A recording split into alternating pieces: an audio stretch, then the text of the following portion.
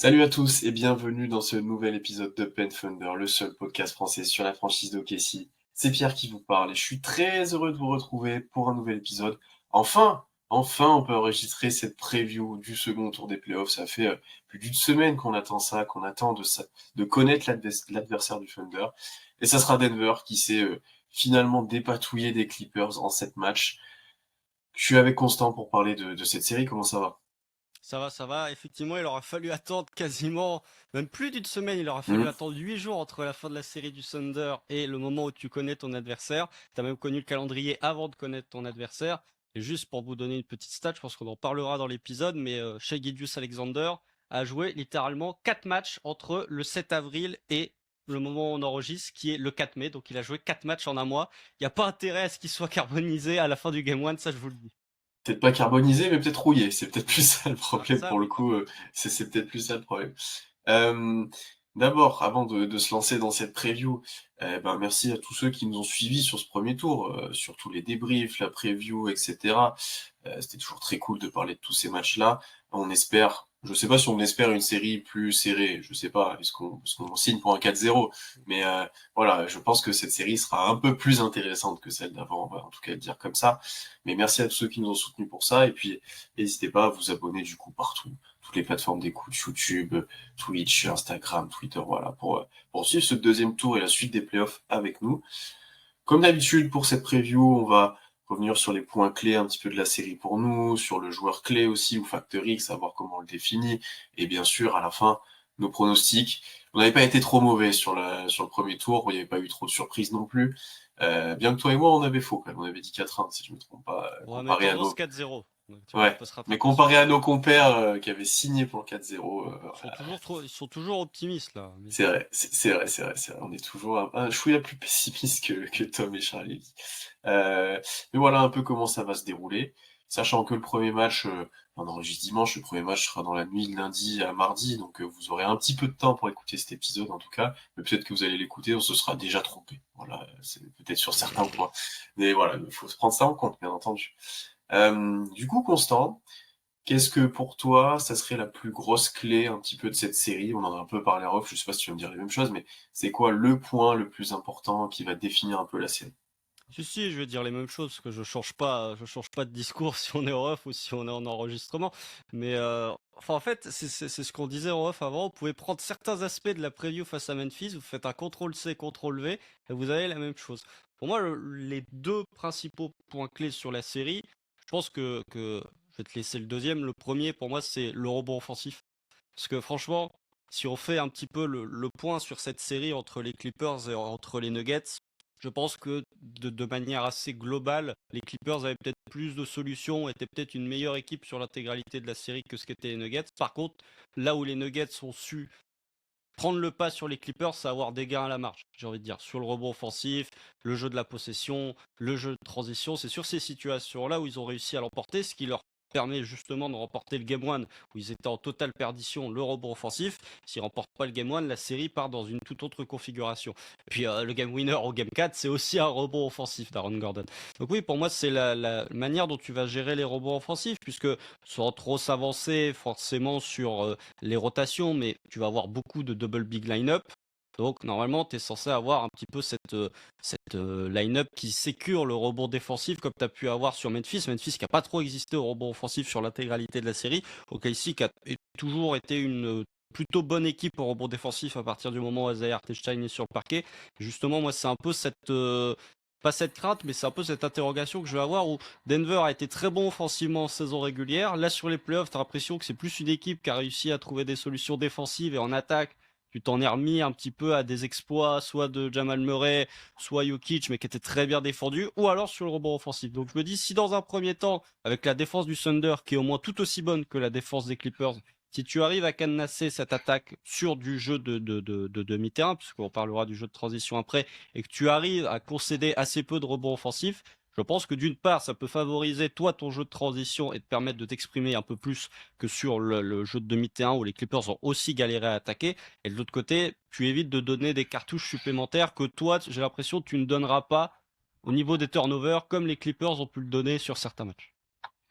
Ouais, je suis d'accord, hein, de toute façon, On l'a vu sur cette série où les Clippers finissent avec un meilleur différentiel que Denver d'ailleurs. Ils ont gagné si on fait les points total, mais ils perdent parce que comme tu l'as dit, il y a plein de gains à la marge, de façons de te détourner de ces difficultés sur demi-terrain, ou alors on va dire cette infériorité sur demi-terrain, bah, en allant en rebond offensif, en jouant en transition, aller chercher des points faciles, etc.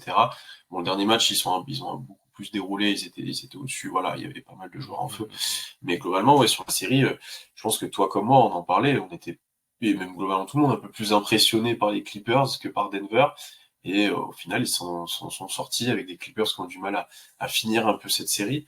Euh, ouais, je suis d'accord avec toi que le rebond va être majeur, bah, dans le sens où effectivement, ça va jouer grand en face la majorité du temps, hein, quand tu vois les rotations, quand tu vois le front de courte, bah, Jack Gordon, Jokic, plus éventuellement Michael Porter Jr. qui est quand même grand pour son poste et qui sera grand face au poste 3 du Thunder, on va dire. Ça va forcément jouer le rebond. Surtout que on verra comment ça tire et on reviendra là-dessus. Potentiellement, tu auras besoin de ces rebonds pour eux et tu en auras beaucoup à jouer, j'ai envie de dire. Mais ça serait bon signe si t'en as beaucoup à jouer. Mais voilà, il va falloir le verrouiller. Et je suis d'accord avec toi que ça va être une clé, parce qu'effectivement, c'est peut-être la match-up où tu as le plus besoin de Chet et d'Artenstein sur le terrain en même temps, où tu les verras le plus. Allez, t'as peut-être les Wolves aussi dans ce cas-là, si jamais on les retrouve plus tard. Mais là, Denver, c'est vraiment ce pourquoi presque Hartenstein est là, j'ai envie de dire. Ce serait pas Euh, mon joueur à suivre, ce serait pas mon joueur à Ouais, suivre. non, mais franchement, c'est vraiment ça. On l'a vu d'ailleurs sur les deux dernières confrontations, hein, où c'est le moment où on les a plus vus ensemble presque, alors qu'Aaron Gordon n'était pas toujours là sur les deux matchs qui sont Ou joués en même fin de quasi, saison. il joue 5 Ouais, minutes oui, il joue que le premier, le deuxième il est pas il est là. pas Ouais. là pour le deuxième. Ouais. Donc oui, effectivement, le rebond, ça va être majeur. Après, sur la série face aux Clippers, au final, les deux équipes ont pas été très, comment dire, ont été assez efficaces avec la balle, ont pas perdu plein de ballons, mais ça a quand même permis à Denver de réussir à courir sur peu de ballons que les Clippers ont perdus. Et on sait que ça, c'est leur force et que ça a fait ça a fait douter longtemps le Thunder sur ces confrontations-là, hein, avec Christian Brown, avec un Porter Junior, avec les touchdowns de Jokic, enfin, même Russ qui peut courir. Et puis au-delà de ça, même courir pour avoir des tirs en transition de Murray, etc., qui sont assez rémunérateurs pour eux. Ça va aussi être une clé, sachant en plus qu'on a vu sur le premier tour, ben, qu'OKC pas été super bon sur cette défense de transition par passage face à Memphis, hein. Que ce soit dans le clutch, on en est revenu assez longuement la dernière fois, ou même sur le global, où Memphis essayait d'appuyer là-dessus. Donc ici n'a pas été fabuleux sur ces défenses de transition, donc forcément ça va être une clé à suivre, et on va devoir prendre soin du ballon. Et, euh, et Mark Daniels ne pourra pas mettre Dillon Jones tout le temps en changement sur le côté, ça marchera pas cette fois, je Non. pense. Je pense que ça marchera pas. Non, c'est fini, la solution marche plus, mais effectivement, c'est un peu, ouais, on va dire, c'est le grand motif, le grand leitmotiv de ces playoffs 2024. J'ai l'impression que c'est les playoffs du jeu de possession, c'est-à-dire vraiment, c'est les turnovers, les rebonds offensifs. Tout le monde parle du jeu de possession, ça a notamment été extrêmement souligné avec la série face aux Lakers. D'ailleurs, je vais même pas préciser, mais comment je fais moi avec mon Lakers in 5 et mon Clippers in 6 maintenant qu'il n'y a plus les Lakers et qu'il n'y a plus les Clippers? Je peux plus. Il faut que je trouve d'autres moyens d'être pessimiste ou pas. On verra au moment où il faudra dire le pronostic. Mais effectivement, c'est un peu ce que la série face à Memphis. La série face à Memphis, on avait dit il faut faire attention. C'est une équipe qui joue beaucoup de transition. Faut faire attention. C'est une équipe qui prend beaucoup de rebonds offensifs. Bah là, c'est la même chose pour les Nuggets, mais fois 1000, j'ai envie de dire, en termes de qualité offensive. Parce que tu as un des trois meilleurs joueurs sur transition de toute la NBA avec Christian Brown. En termes de points par possession, en tout cas, il est top 2. Je crois que c'est Giannis qui doit être premier parmi les joueurs qui jouent beaucoup de transition. T'as des joueurs, Russ, comme tu as dit, qui aiment bien quand ça court. T'as beaucoup de joueurs qui sont capables de faire des choses au rebond offensif, avec notamment Aaron Gordon. Enfin, je trouve que cette line-up à deux intérieurs, elle a été testée, mais elle n'a pas été autant testée que ce qu'on aurait pu croire sur la série face à Memphis. Mais là, elle va être testée puissance fois 1000 puisque bah, tu auras soit Chet, soit Hartenstein qui va défendre sur Nikola Jokic. Je suis pas sûr que ce soit tout le temps Hartenstein d'ailleurs, mais je pense qu'on en parlera après.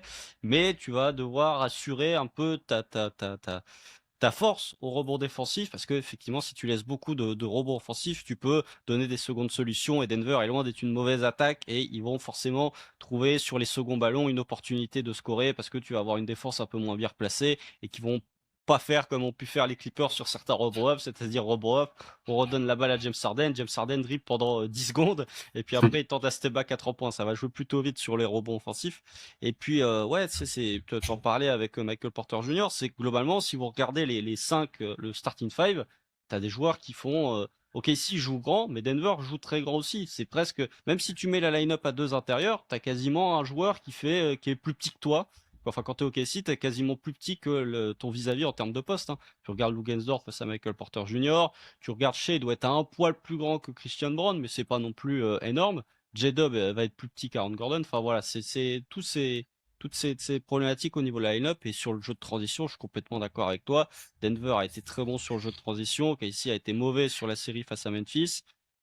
Comment tu peux un peu contrer cette défense de transition? Bah, déjà, en n'encaissant pas enfin, en étant un peu plus efficace au scoring, mais sur ce jeu de la possession globale, j'ai l'impression que Denver, et c'était un point que j'avais souligné quand on avait fait la preview, enfin, quand j'avais fait la preview chez Dunkebdo, ils n'ont pas les armes pour créer des turnovers côté OKC. Sachant qu'OKC, de base, est une équipe qui perd peu de ballons. J'ai l'impression que c'est pas sur ce point-là où tu peux potentiellement te faire sanctionner pour ensuite créer du jeu de transition de leur côté. Non, ça va dépendre beaucoup de l'adresse, hein. On reviendra à ça quand on parlera de l'attaque, mais ça va dépendre énormément de l'adresse extérieure de Kessie, parce que sur les confrontations qu'on avait vues, ils avaient fait plutôt un mur face à Shea. On avait eu beaucoup de mal des fois à créer des décalages et autres, et, euh, et ça va dépendre de l'adresse des role-players, mais ouais, globalement ça va être ça. Après, il y a toujours il y a deux équipes, c'est est-ce que tu joues le rebond off côté OKC du coup, tu vois? Est-ce que tu joues un peu le rebond off pour gêner potentiellement les sorties de balles, pour ralentir ça et avoir deux ou trois joueurs qui replient?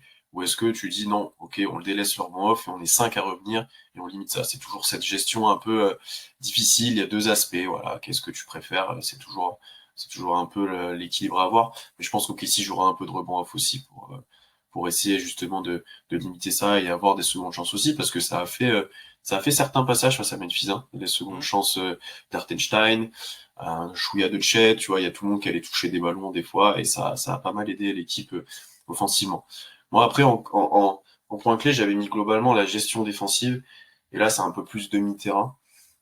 En gros, pour moi, et c'est peut-être ce qu'on a vu contre les Clippers, et encore, tu peux limiter Jokic, mais il y a un moment où il va faire ses stats, il va avoir son impact, et ça va être dur d'annihiler complètement sa plus-value, on va dire, pour les Nuggets, hein, c'est même impossible. Donc, en gros, pour moi, ça va être que les autres à côté n'existent pas ou très peu, quoi. Et c'est ce qu'on a vu sur encore une fois, les deux dernières confrontations, et même contre les Clippers. Quand tout le monde est en feu à côté de Jokic, ça devient très dur à défendre et c'est presque injouable. Quand tu arrives à limiter un peu ça, à limiter leur cut, leur tir ouvert dans les corners, tout ça, t'es quand même un peu mieux, un peu mieux outillé pour les embêter. Et bah ça va être la clé pour moi pour OKC. Et en fait, t'as deux choix et on verra ce qui est fait.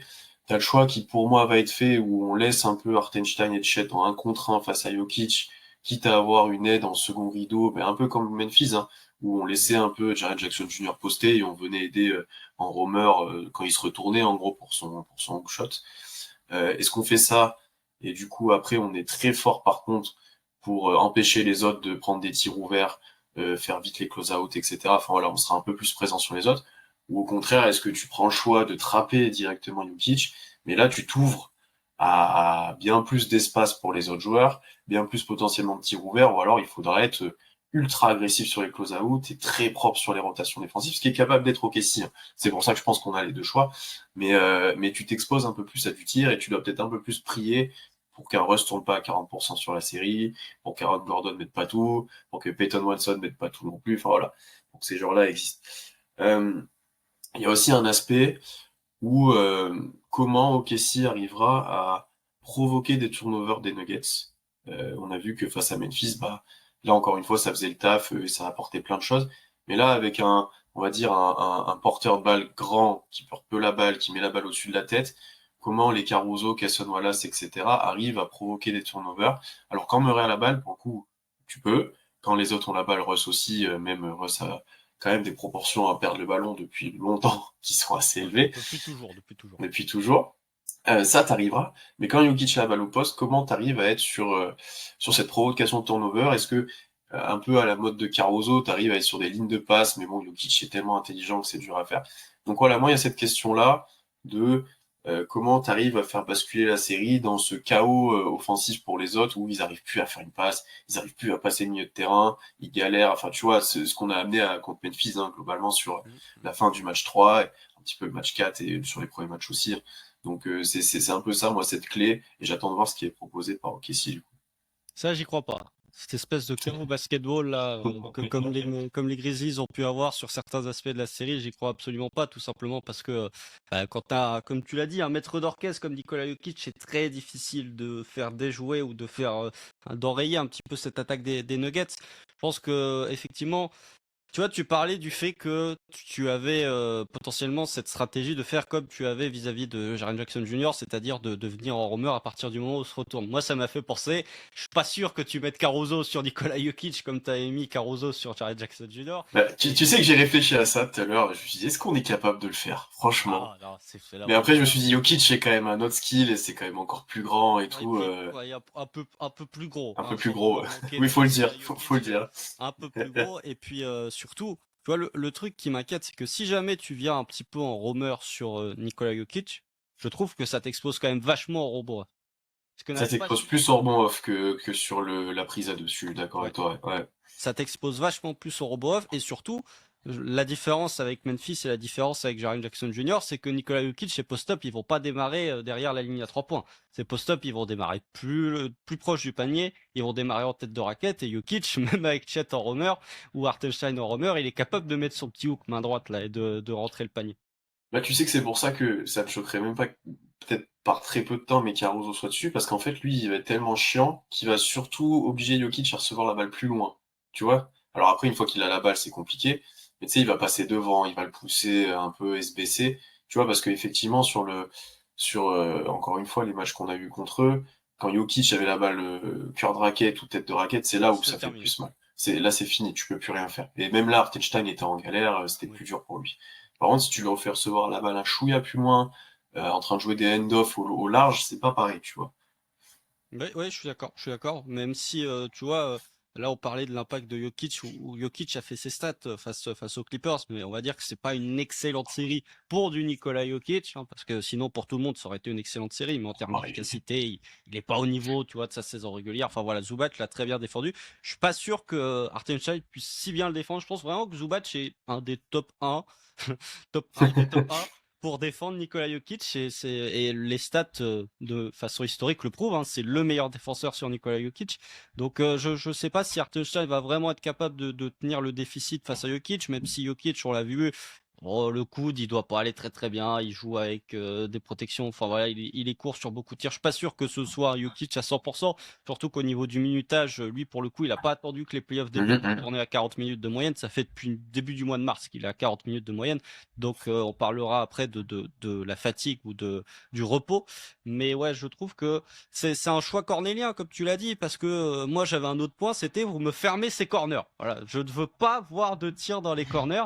En même temps, je me dis comment tu fais pour défendre sur le post-up de Jokic, parce que Jokic, j'ai l'impression que c'est le seul joueur qui, même si tu décides de le défendre en individuel, il peut te planter 40 points, mais il aura toujours son impact sur le jeu collectif. Contrairement à d'autres stars, par exemple, où, je sais pas, tu prends KD, par exemple, KD il peut te mettre 45 points, mais lui, pour le coup, ce sera vraiment un soliste. Alors que Jokic, je trouve qu'il est toujours capable de scorer tout en impactant quand même sur le jeu collectif des autres, même si là, avec le changement de coach, il est quand même un tout petit peu moins responsabilisé en attaque que ce qui était le cas sous Michael Malone. Donc oui, c'est l'équation pour moi qui est difficilement soluble, puisque bah, d'un côté, tu as envie de limiter Jokic, mais vraiment, moi, ces corners à 30 points, j'ai le souvenir du match là qu'on perd face aux Nuggets, le deuxième match là où tu joues deux de suite face à eux, où dans les corners, tu te fais ouvrir quoi. Tu te fais ouvrir par Ross, tu te fais ouvrir par Peyton Watson, enfin tu te faisais ouvrir par tout le monde, tu te faisais même ouvrir par Jalen Pickett. Donc ouais, moi c'est le truc que j'ai, c'est quelle va être, au-delà de se dire tu défends quoi, c'est quelle va être la stratégie défensive adoptée par le Thunder. C'est-à-dire, est-ce Mm. que tu vas forcer Jokic à jouer du post-up et à te sanctionner au scoring? Est-ce que tout de suite tu vas essayer de doubler sur Jokic? Je pense que ça va évoluer en fonction des matchs, Il que y ça aura les va deux. évoluer en fonction Ouais, des ouais, il y aura rencontres, il les y aura deux. des deux. Mm, Mais mm, quel mm. va être, tu vois, dans le premier quart-temps du Game 1, quel va être l'état d'esprit au début de la série? Après, ça va s'ajuster, mais avec quel plan de jeu tu vas arriver au tout début de la série? Ça, je suis curieux et pour le coup, j'ai une réelle interrogation. Et connaissant Mark Denloat, je serais prêt à parier sur le fait que tu vas pas doubler d'entrée sur Jokic, tu vas pas le Mmh. trapper, mais s'il y a du post-up, tu as une aide qui va arriver. Oui, c'est quasiment sûr, tu peux pas laisser, et ouais, en fait, je suis d'accord avec toi parce que Jokic, il peut en mettre 40 et le Denver gagne le match ou le perd, hein, mais parce qu'il a porté l'équipe, etc. Mais tu peux aussi perdre parce que Jokic en a mis que 25. Par contre, il a fait 15 passes et tous les autres ont mis, Russ a mis des cuts, il a mis des tirs, tout le monde a mis dedans, quoi. Et ça, c'est encore plus problématique et frustrant potentiellement pour nous en tout cas, parce qu'on sera fait défoncer par des joueurs moins talentueux, on va dire, que ce qu'il y a dans le roster de PC ou dans le reste, voilà. Donc ouais, je sais pas quelle direction ça va prendre. On verra au moment de l'entre-deux et à la première possession. On le verra assez vite, hein, parce qu'il aura la balle directe, Jokic. Mm. Mais ouais, il y a cette notion-là. Limite, c'est plus ça qui me fait peur que le pick and roll, machin et tout. Ça, bon, on défendra, ça marchera potentiellement pour eux. Mais moi, c'est vraiment cette question de, ils vont exploiter le post-up, comme a pu le faire Memphis. Ils savent que c'est potentiellement le moyen d'imiter plein de choses pour notre défense. Et c'est comment nous, on va gérer ça, quoi. C'est vraiment cet équilibre et cette bascule-là qui, pour moi, ouais, va déterminer pas mal de choses sur la série. Et puis surtout, pour moi, il y a deux points sur la défense du post-up. Tu vois, tu parlais du fait que OKC était capable de faire les bonnes rotations défensives. Je suis un peu plus méfiant sur la capacité à faire les bonnes rotations défensives à partir du moment où tu as les deux bigs en même temps sur le parquet. J'ai un peu plus confiance sur la capacité de, justement, tu as une prise à deux, tout le monde ressort quand tu joues small ball, donc avec un intérieur, que ce soit Hartenstein ou Chet qui défend sur Jokic, et avec quatre ailiers slash extérieurs qui sont capables de sortir. Je suis un peu plus, ouais, comme je l'ai dit, je fais un peu moins confiance dans la capacité de Chet à vraiment sortir très vite. Et puis, Après, on a beaucoup parlé de la double big, mais il y aura pas mal de passages, je pense, avec un seul aussi, hein. Euh, ça dépend si je, tu je- fais jouer Jalen, mais Ah oui, c'est vrai, t'as raison. Qu'est-ce que Jalen avait pas mal joué sur les confrontations. Il avait été pas si mauvais que ça, d'ailleurs. Il faut quand même ouais, lui donner.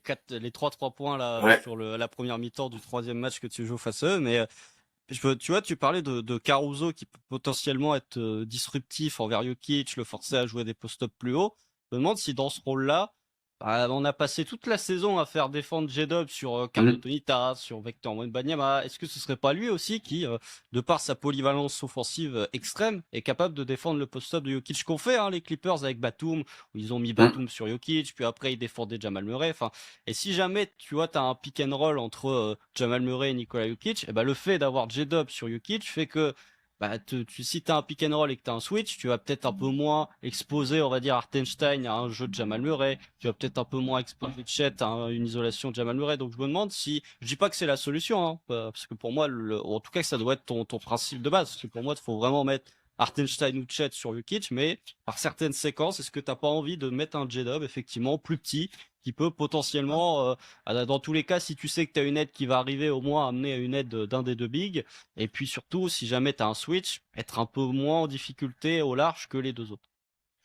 Moi, ça me choquerait pas. En fait, t'es un chat sur Gordon. Gordon reste au large. Tu le défends comme on avait fait sur le début de match où il avait joué. Tu le défends pas. On l'avait pas défendu de loin. Tu laisses un peu de chat dans les aides. Et par contre, ouais, tu laisses Jokic enfoncer potentiellement J2 ou Caruso, on va dire. Et puis, ouais, non, je suis plutôt d'accord avec toi, hein. Je pense que ça peut être une solution. Et c'est une solution de l'autre côté du terrain. On va y revenir après. Où tu seras bien plus dynamique et Jokic sera plus dur à planquer. Parce que Denver l'avait bien planqué aussi sur les derniers matchs. Mm. Il faudra voir aussi comment on joue sur ces match-up-là, ouais. Après, défensivement, t'as un peu évoqué son nom. Pour moi, le facteur X pour eux, c'est Jamal Murray. Et il peut pas exister comme il l'a fait lors du dernier match contre OKC, où il t'en met je sais pas combien. Il y a un match, il en met 40 contre les Clippers. Tu peux pas te permettre ça. Si Jamal Murray fait un match à plus de 30 avec des pourcentages très bons, tu sais presque qu'il est perdu parce que avec la défense extérieure que t'as, si tu le laisses vivre, en plus de Jokic, etc., tu te mets trop de bâtons dans les roues, ça devient trop compliqué. Oui, faut lui rendre la série difficile. Ce qui n'est Hmm. pas forcément toujours facile quand on parle de Jamal Murray, parce que Ça Jamal Murray, dépend des fois, ça dépend des fois. on va dire que, pourtant Dieu sait que je suis pas fan de Jamal Murray, mais Jamal Murray, on va dire, augmente souvent son niveau de jeu en playoff Oui, par rapport oui, à la saison régulière. Bon, c'est ça n'a sûr. pas toujours été le cas sur la série face aux Clippers, même si le match 5, bon, bah, il est extraordinaire. Et typiquement, il y a le Game 7, le Game 7 qui est dans un contexte un peu particulier, puisque bah, c'est un Game 7 avec les Clippers, donc c'est toujours le moment où James Harden disparaît. Donc c'est toujours plus simple quand tu joues à Game 7 face à James Harden. Mais le match 5, c'est quasi le seul match que les Nuggets remportent en étant un blowout complet. Et comme tu l'as dit, c'est Jamal Murray qui Ouais, plante tout. J'ai envie de te dire, sur ce match 5, même si ça avait été Lou Dort, même si ça avait été Cason Wallace ou si ça avait été Jalen Williams ou Alex Caruso, je suis pas sûr que tu aurais pu faire grand chose face à l'attaque de Jamal Murray, face au shot making de Jamal Murray. C'est-à-dire qu'il faut lui compliquer le process parce que Jamal Murray a assez peu de tirs rémunérateurs, a quand même assez peu de tirs où tu peux vivre, enfin assez peu de tirs faciles pour lui, c'est beaucoup de shot making. Tu peux lui compliquer le process, mais si le shot making est là, le shot making est là et tu peux que applaudir. Soit tu peux lui empêcher ses accès à la balle et tu peux forcer potentiellement à Westbrook, potentiellement à Michael Porter Jr. de porter un peu plus la balle, lui refuser un petit peu le ball denying de Jamal Murray. Mais oui, faut pas que ce soit une série où Jamal Murray prenne feu, comme tu l'as dit, comme ça avait fait sur le dernier match face à OKC. Faut que ce soit le Jamal Murray, justement, de l'avant-dernier match face à OKC, où il est à 6 sur 17. Tu le vois pas de la première mi-temps. Mais voilà, je pense que OKC a les armes pour défendre sur Jamal Murray, mais le régime de tir de Jamal Murray fait que si le shot-making est là, tu peux difficilement lui empêcher d'accéder à ces zones d'une part, et tu peux difficilement le perturber dans son tir. oui, ça reste un joueur potentiellement indéfendable le jour où il met tout dedans, mais comme, Ouais, c'est pas comme Ja, tu vois, c'est pas oui, ce ouais, type ouais. de profil. Après, pour le coup, Jamal Murray, Lou Dort le connaît très bien, et je pense que même les autres, hein, et dans l'impact physique, tu peux beaucoup l'impacter, je pense, si tu prends tout terrain, si tu défends très haut sur les écrans, etc. Oui, il va te mettre des step back, il va aller sur ses spots à mi-distance, voilà, tout ça. Mais je pense que tu peux beaucoup l'impacter et te relayer fort. Par contre, il peut te prendre le dessus. Voilà, on l'a déjà vu, ou dans les lectures, il peut aller plus vite, voilà, s'il commence de prendre le pas sur la défense, tu sais que derrière, ça peut très vite enchaîner sur beaucoup de points, surtout avec Jokic à côté. Donc non, ouais, vraiment pour moi, bon, l'adresse, on en parlera des role players, mais des deux côtés. Mais lui, s'il fait une grosse série, mais on l'a vu, hein, quand Denver est champion, c'est parce qu'il est aussi monstrueux. Denver devient difficilement défendable, effectivement. Donc c'est un peu ce facteur-là que je voulais mentionner avant qu'on conclue sur la défense, sauf si t'as d'autres choses à dire. Moi j'ai un dernier point, mais qui rejoint un petit peu ce que tu évoquais concernant Jamal Murray. C'est-à-dire que Jamal Murray, tu vois, le match où il prend feu face à OKC, bon, ok, il a 11 sur 22 à 3 points, il a 11 sur 22 au tir, 3 sur 7 à 3 points, il a 9 lancés. Jamal Murray, Ouais. sur la série, il doit avoir 20, 21 lancés sur la série face aux Clippers. Pour moi, tu as aussi ce point qui a été, on va dire, critiqué par une partie des fans des Nuggets sur l'arbitrage de Nikola Jokic, l'arbitrage des Nuggets. Bon, bah, sur ce Game 7, pour le coup, ils ont eu un arbitrage plutôt correct. Mais au niveau des lancers francs, ouais, Jamal Murray tente 19 lancés sur les 7 matchs. Bon, ça fait pas beaucoup en termes de Mhm. moyenne par match. C'est sur un petit 3, quoi, même pas, moins de 3. Moi, c'est la capacité du Thunder à défendre de manière stricte ou non, peut aussi, de manière disciplinée ou non, peut aussi avoir un rôle sur la série parce que les Nuggets, c'est pas une équipe qui va très souvent sur la ligne des lancers francs, mais tu as des joueurs qui peuvent être dans un mauvais soir, qui peuvent quand même contribuer via des lancers francs, notamment Russ qui peut contribuer sur la ligne des lancers francs, notamment un joueur comme Jamal Murray qui peut provoquer des lancers sur certaines situations. Non, On l'a vu même sur des Bron, matchs hein. face aux Lakers. Si Bron, tu le vois souvent sur la ligne, ça veut dire qu'il y a eu des transitions, il y a eu des drives où il est à l'aise, et ça veut dire, ouais, ça, c'est problématique, ouais. Ou Aaron Gordon qui va chercher des lancers francs parce que tu le ceintures un peu au rebond offensif. Enfin, tu vois, c'est ces joueurs-là. T'as pas non plus énormément de joueurs qui prennent beaucoup de lancers francs, mais tu as des joueurs qui sont très efficaces, ce qui n'était pas forcément le cas de Memphis. Et on va dire que c'est des joueurs qui peuvent aller chercher des lancers francs sur des situations pas juste de faute, mais tu vois, sur un rebond off ou sur un jeu de transition. Enfin, je pense le Thunder va devoir être encore plus vigilant parce que si tu arrives à limiter cette attaque de Denver, mais que de l'autre côté, enfin, si tu arrives à limiter, on va dire, sur la première possession défensive, mais que de l'autre côté, tu te prends un rebond off et tu ceintures et ça donne 2 points, ça peut aider aussi certains joueurs qui sont pas forcément en adresse au niveau de leur réussite à 3 points, à aussi se mettre dedans et à quand même contribuer au niveau de l'attaque. Donc, c'est un peu stupide à dire que le fait qu'il faut pas commettre de faute, mais je pense que Nikola Jokic aura ses lancers francs parce que Oui. tu vas jouer très agressif sur lui. Et ce serait bien aussi de l'autre côté de pas forcément mettre en jambe les autres en créant beaucoup de fautes ou en essayant d'être hyper agressif. Je pense que ça peut être une série où, de toute façon, tu sais que tu vas pas beaucoup créer de turnover puisque va essayer de créer des turnovers sur Jokic, ça va quand même être très compliqué. Bah, peut-être que c'est la série où tu auras besoin d'être plus discipliné, moins de création de turnover, mais plus de discipline au robot off et surtout dans la non-provocation de lancer pour l'équipe adverse. Et pour moi, pour ça en partie, un Murray, il doit pas pouvoir rentrer dans la raquette. J'exagère un peu le truc, mais tu dois le défendre tellement fort avant que ses seules solutions, c'est soit de jouer des end-off, soit de prendre des step back, mais il doit pas avoir de drive un peu facile ou autre. Voilà, il doit pas pouvoir rentrer dans la raquette avec de la vitesse. C'est indispensable. Mais globalement tous, hein. Russ, c'est différent parce que tu auras des transitions, tu auras des cuts et tout, mais c'est pas forcément efficace toujours. Bon là, ça l'était souvent, mais tu peux espérer que, à l'image de certains passages, ça rentre pas, ou tu vois, ils perdent le ballon ou autre. Mhm. Mais vrai, tu peux pas te permettre ça, tu peux pas lui laisser de la vitesse sur du drive ou dans son rythme, en fait, dans son jeu. Ouais, mais après, je suis d'accord avec toi qu'en fait, l'arbitrage, on le mentionne pas, mais de toute façon, sur une série de playoffs où t'as Jokic ou même où t'as Shea, ça a forcément joué, hein, où t'as les équipes qui drive, t'as des post-up, tout ça. Si Hartenstein a des fautes dès le début du match, ou Chet aussi, comme ça arrivait d'ailleurs hein, sur les derniers matchs, Mhm. bah tout change un peu dans tes rotations, dans ta manière de défendre, dans plein de choses. T'auras du Chili Williams, t'auras d'autres choses, quoi, c'est sûr et certain. D'ailleurs, on n'en a pas parlé, mais effectivement, c'est la série entre le top 2 du MVP des 2 dernières années. Alors peut-être que ce l'ordre va être inversé d'une année sur l'autre, même assez fort probable qu'il soit inversé d'une année sur l'autre, mais c'est très probablement la série où le MVP va être révélé. Donc moi j'avoue, j'ai ce traumatisme du David Robinson contre Hakeem Olajuwon de 95. Tu vois, où David Robinson est MVP, Hakeem Olajuwon il fait Et Kim nous vend deux. Hakeem nous vend deux sur les finales de conf. Ah ouais, c'est lui votre MVP. Bon bah vous allez voir comment ça va se passer, mais ouais, on va dire Après, que ils sont pas en confrontation directe, mais c'est vrai que tu as ce sentiment de duel d'MVP. Tu vois, il y aurait pu avoir le Jokic Embiid si un jour il s'était pris en playoff ou tu sais, si c'était la même conférence, mais tu avais ce truc-là. Effectivement, je suis d'accord. C'est ouais, assez drôle. et puis c'est la dernière fois, enfin, c'est la première fois qu'on a le top 1 et le top 2 du MVP qui s'affrontent sur une série de playoffs depuis, bah, je crois que c'est depuis Russ et Harden en 2017, hein, il me semble. Et pour dire à quel point ça remonte, hein, parce que je suis en train de faire les MVP. Ouais.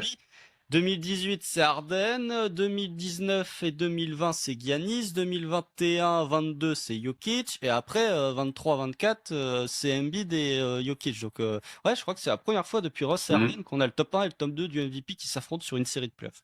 Donc, voilà, c'est effectivement un petit duel. Bon, là, L'NBA a intérêt de capitaliser là-dessus. Ah voilà, ouais, là. l'NBA va bien marketer dessus, effectivement. Passons de l'autre côté du terrain, peut-être. Mm. On a pas mal parlé défensivement pour OKC, mais je pense que OKC a pas mal d'armes pour embêter les Nuggets aussi de l'autre côté du terrain, et comme ont pu faire les Clippers, donc peut-être en mieux. Je pense qu'on va revenir sur le même point, hein. Shea va être face à un mur. Peut-être pas forcément de prise à deux sur cette série-là. Je sais plus comment on les avait notés Denver dans notre tier list. On avait dit la zone. On avait dit la zone. Mais, Plutôt de la zone et plutôt un mur et plutôt pas trop de trappe, je pense. ouais, mais il doit dominer. Oui, c'est pas une excuse. Non, non, mais c'est pas une excuse, hein. Shea doit dominer, mais dans tous les cas, je pense que Denver va faire pas mal de choix, laisser les role players d'OKC tout seuls dans les corners, à 3 points, etc. On a vu lors des derniers matchs, d'ailleurs, Jokic était mis sur Lou Dort, par exemple, qui le laissait un petit peu seul. Euh, ce qui peut être pertinent si Lou Dort met pas dedans, hein, ce qui n'a pas été efficace sur le premier tour des playoffs, donc ça peut être pertinent. Mais oui, pour moi, la clé offensivement, ça va être réussir à trouver, mais c'était le même problème contre Memphis, c'est trouver du rythme sur ton jeu offensif. C'est pas être dans le statique, l'ISO de chez face au cercle, face à 5 joueurs et on fait une passe, un tir. Non, c'est réussir à faire bouger un peu tout ça, faire bouger un peu tout le monde, et notamment Jokic, que tu peux impliquer sur pas mal d'actions et faire bouger, fatiguer, etc. Et puis même globalement, il y a d'autres défenseurs que je trouve moyens dans cet effectif-là que tu peux exploiter, hein. oui, il y a plein de défenseurs moyens que tu peux exploiter, mais moi, sans parler, tu vois, du fait de trouver du rythme offensivement, parce que ça colle complètement avec mon joueur à suivre, donc je vais pas dévoiler l'argument tout de suite, mais pour moi, tu vois, on parlait du jeu de la possession, faut que tu gagnes le jeu des mathématiques face aux Nuggets. Le jeu des mathématiques, qu'est-ce que j'entends? C'est plus de 3 points, parce que si vous prenez en termes de fréquence sur les playoffs, déjà Denver était dernier en termes de fréquence de 3 points tentés sur la saison régulière. Eh ben, ils sont toujours derniers en termes de fréquence de tir à 3 points tentés sur les playoffs. Là, OKC est cinquième. Et sachant que ça compte les équipes du play-in hein, sur Clean the Glass, donc cinquième sur 20. Il faut que on en a parlé sur la série face aux Grizzlies en disant oui, on avait la fréquence, mais on n'avait pas l'efficacité. Là, faut que tu tentes déjà plus de 3 points que ce que tu as tenté Enfin, faut que tu tentes plus de 3 points que Denver ne tente de 3 points, mais sur ça va pas trop être difficile.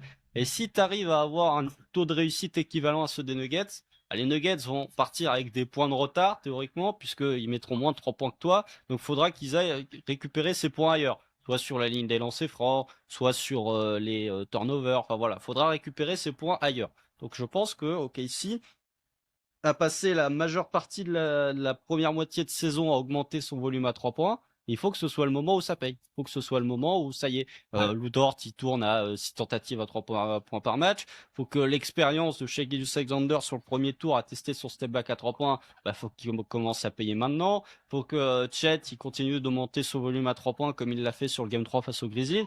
Enfin, c'est vraiment le moment où, et de toute façon, je pense que j'en aurais aussi parlé quand on évoquait la série face aux Clippers, même si pour moi, t'es quand même un peu moins dépendant de ta réussite à 3 points pour remporter la série face aux Nuggets qu'est-ce que c'était face aux Clippers, parce que t'as quand même un moins gros protecteur de cercle avec Jokic qu'avec Zubac. Mais comme tu sais qu'ils vont jouer de la zone et comme tu sais qu'ils vont jouer beaucoup de double team, eh ben, t'as quand même besoin de, ouais, pour moi, de remporter ce jeu des mathématiques, de dire on va prendre plus de 3 points que vous. Et comme on va avoir une efficacité plus ou moins équivalente à la vôtre, Mm. eh ben, vous allez peut-être partir avec, je sais pas, vous allez peut-être partir avec 12 points de retard. Ça fait 4-3, ça fait ouais, 4-3 points de différence sur le match. Allez les récupérer ailleurs. Mm.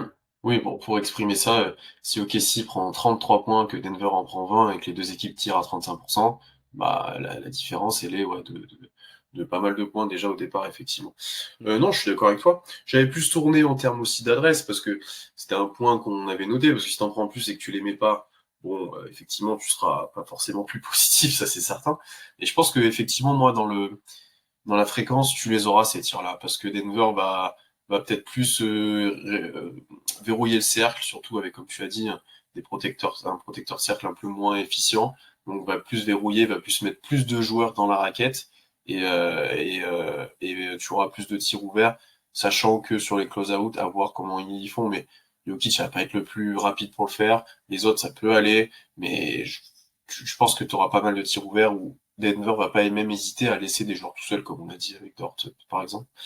Euh, après, enfin, moi, le premier point que j'ai noté aussi, c'est que Shea, tu l'as dit un petit peu, Shea, sur cette série-là, il a pas d'excuses. Enfin, Non, il y a un aucune excuse. moment, t'as eu un premier tour, t'étais moyen. Là, t'as du repos, t'as tout ce qu'il te faut. T'as pas en face, t'as pas un mec où T'as on se pas dit, Chris Dunn. ouais, t'as pas Chris Dunn, t'as pas Derrick Jones, t'as pas un défenseur où t'as pas Amen Thompson, t'as pas je sais pas qui.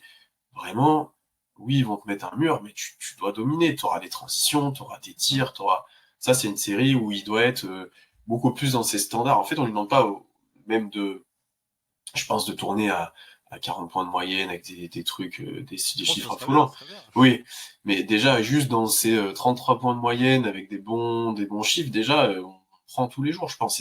Je pense que ça suffit largement, en fait. Mais il doit être dans ces standards-là. Il y a un match où il en met 40, non? Oui, Non, le contre eux. troisième. Le troisième. Ouais. Celui le dimanche à 18h où il Mais met pas 40 très points. efficace, si je me souviens bien. 15 sur 32. 15 sur 32, tiens. Ça Oui. va. Mais ouais, ça va, ouais. Ouais. C'est, ça va. Ça va, je crois qu'il y avait du 3 points dedans où il est à 1 sur 9 à 3 points. Enfin bref. Oui, c'est qui bombarde de loin, je pense.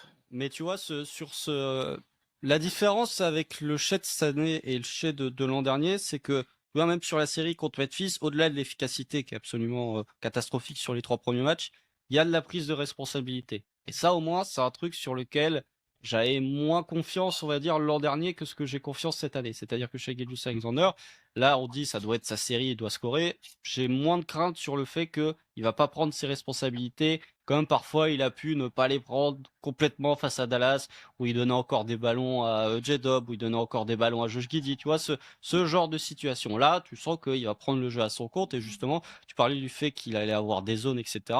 Le match là dont on parle, où il met 40 points, il y a Hmm. aussi de la zone. Hein. Mais ça l'empêchait pas Mais d'aller dans ses spots, ça l'empêchait pas de continuer à prendre ses tirs.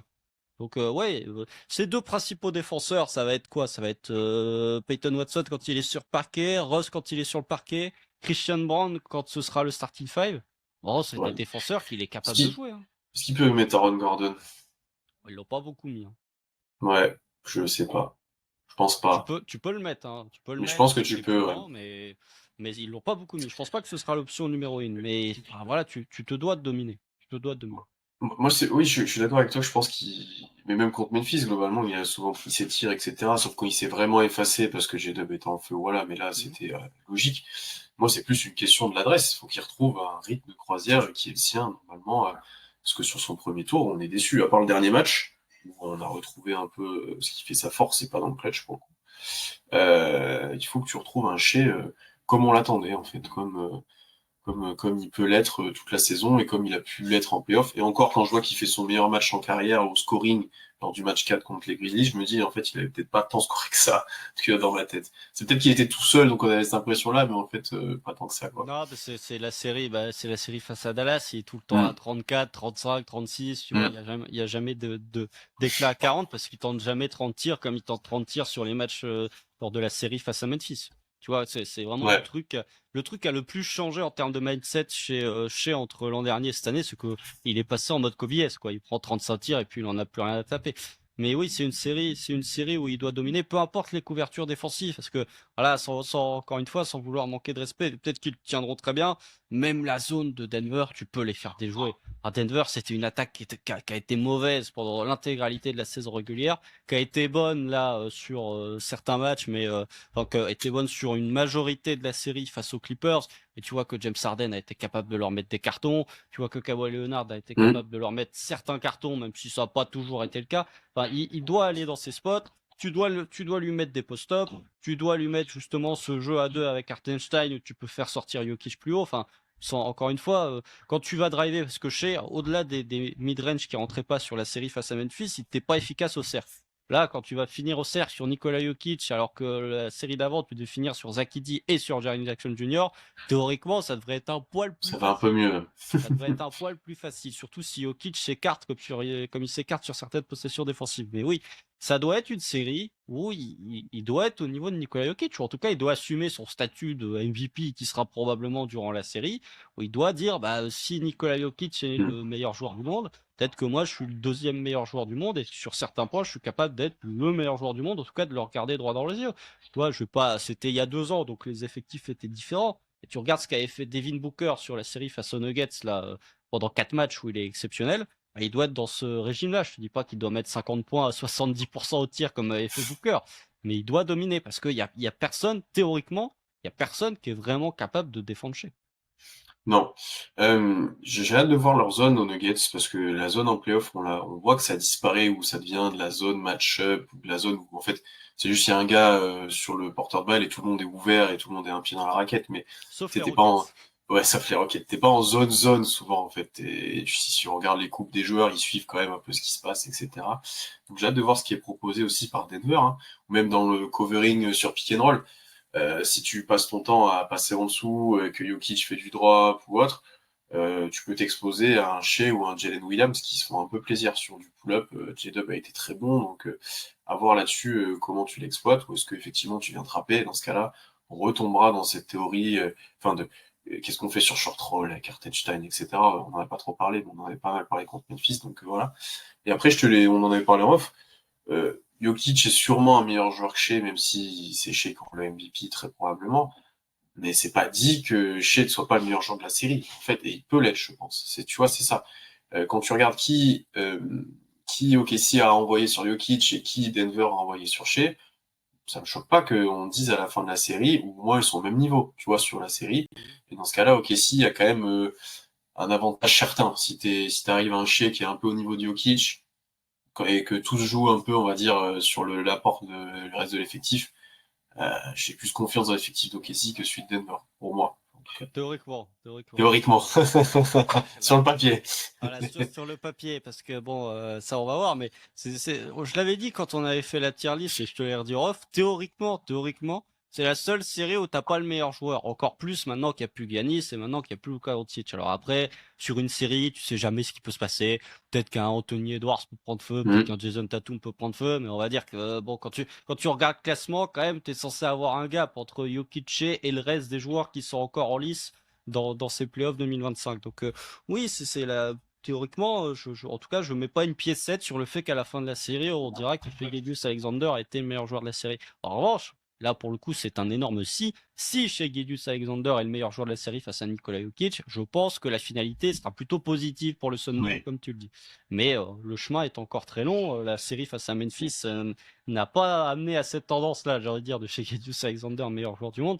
Mais en soi, il faut qu'il continue d'aller dans ses spots comme il avait fait face à Memphis, mais il faut que le shot-making revienne plutôt que Ouais. se forcer à prendre des 3 points, etc., etc. On va dire faut qu'il se reconcentre un peu plus sur ses zones préférentielles comme il avait fait sur le match 4 et qu'il arrête peut-être de tenter des step back à 3 points à gogo ou des pull-up à 3 points. Encore les step back me dérangent pas trop. Par contre, les pull-up en sortie d'écran me dérangent un peu plus. Et tu vois, c'est ce dont tu parlais en disant si Jokic passait sous l'écran. Si jamais Shea vient à faire un pick and roll avec Hartenstein et que Jokic passe sous l'écran, je me demande si de par le simple manque de mobilité de Nikola Jokic, c'est peut-être limite pas plus préférable en fait de le driver que de tenter le pull-up en sortie Tu d'écran. peux tout faire. Je pense que tu peux tout faire. Tu peux feinter, faire un petit easy et tu repars et tout. Ouais, je pense que tu peux tout faire. On avait vu un peu ces situations-là, de toute façon. Non, non, je suis d'accord.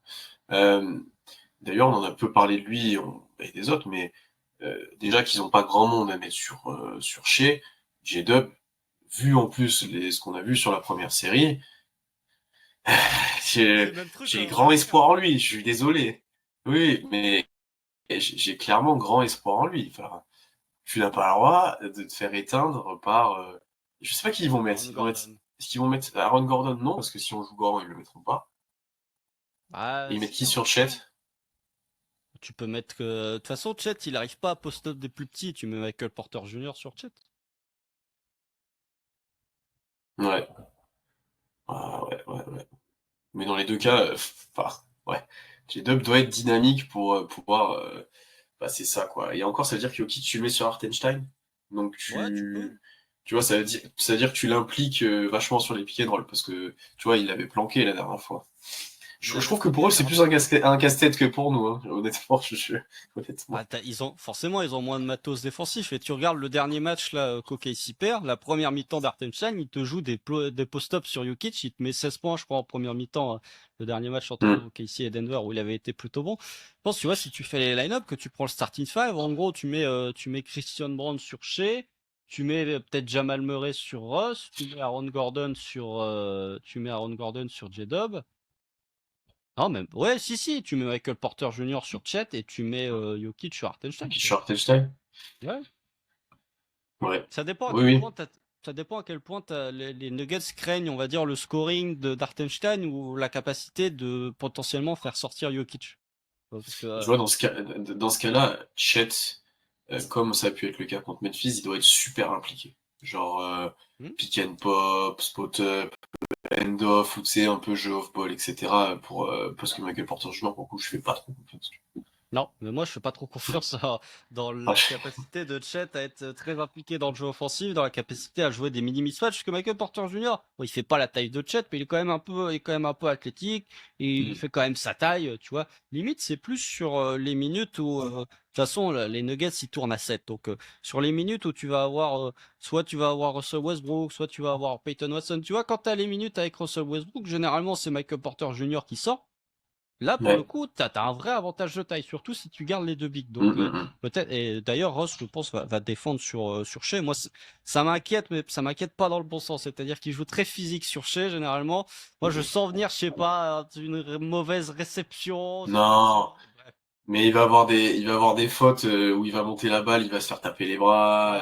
Voilà, tu Il y vois, avait eu une faute sur un des matchs où Huchet s'était arrêté juste devant lui et Russ était rentré dedans. oui. Ça va être du Russ dans l'impact et dans l'excès, j'ai envie de dire. Ça va être. Oui, bah, ça va être le loup d'or d'en face, quoi. Ça va Oui, être un ouais, peu mais ça. oui, voilà, c'est. Mais du coup, voilà, vous clippez, peut-être que j'aurai tort, mais quand je vais voir les Russ défendre sur C, je vais être en mode calme-toi. Vraiment calme-toi, calme-toi, parce que sinon, je te jure que ça va pas le faire. Mais non, non, comme on l'a dit, de toute façon, OKC a plus de matériel pour défendre les Nuggets que les Nuggets ont de matériel pour défendre OKC. T'as plus de profils aussi, t'as une plus grande profondeur de banc, mais voilà, faut que t'aies on va dire les joueurs qui vont se retrouver dans des match-ups favorables ou qui vont se retrouver dans des exploitations de mismatch, soient en mesure de l'exploiter. Peut-être que ce Hmm. sera Hartenstein, Peut-être que ce sera J-Dub, peut-être que ce sera Chet. Ça, pour le coup, on ne sait pas trop. Mais il faut que ces joueurs-là soient capables d'exploiter les mismatchs, ce qui n'avait pas été le cas face à Dallas, par exemple. Tu vois, de parler de Ah J-Dub, ouais, on non. s'est complètement fait éteindre par Kyrie l'an dernier. Je trouve que les couvertures que proposent les Nuggets sont des couvertures plutôt favorables à J-Dub. Mais encore faut-il qu'ils soient en mesure de les exploiter, ces couvertures. Il nous a fait un bon premier tour. On va Très espérer bon qu'il premier. continue sur cette voie-là. On a dit que c'était le meilleur joueur de la série. Donc, déjà, Le ça plus va. régulier, en tout cas. Oui. Mais en espérant qu'il continue sur cette voie-là, ouais. Est-ce qu'on parle rotation avant peut-être de parler prono, etc. Ou peut-être le joueur à suivre. Ah oui, le joueur à suivre, j'ai oublié, excuse-moi, j'ai oublié. Je te Le laisse joueur à commencer, suivre. tu nous le teases depuis un moment. Isaiah Hartenstein. Pour moi, c'est s'il y a bien une série où il doit montrer que les 30 patates valent quelque chose, c'est celle-là, quoi. C'est Ah vraiment, bah oui. on l'avait dit, hein, de toute façon. C'est l'an dernier, l'an dernier, j'avais dit impossible qu'OKC passe Denver parce que la match-up Chet face à Jokic était une catastrophe. Là, t'as l'ajout d'Alger Hartenstein, alors qu'il t'aide dans d'autres trucs. On va être très honnête, si tu le prends, c'est aussi en partie parce qu'il t'amène de la viande pour défendre face à Nikola Jokic.